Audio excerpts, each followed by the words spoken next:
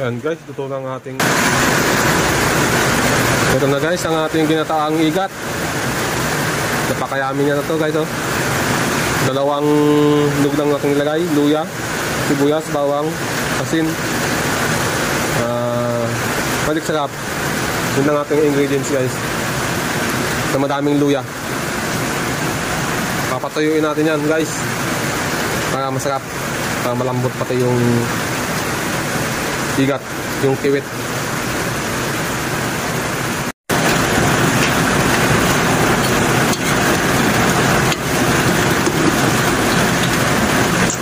Ayan guys, ito lang ating igat. Ang lapot ng sabaw niya, oh. Ayan, purong garat lang ating nilagay dito guys, kaya ganyang kalapot. Bago dalawang nyug pa yan. Yummy to. Maparami ka dito ng kanin, sigurado.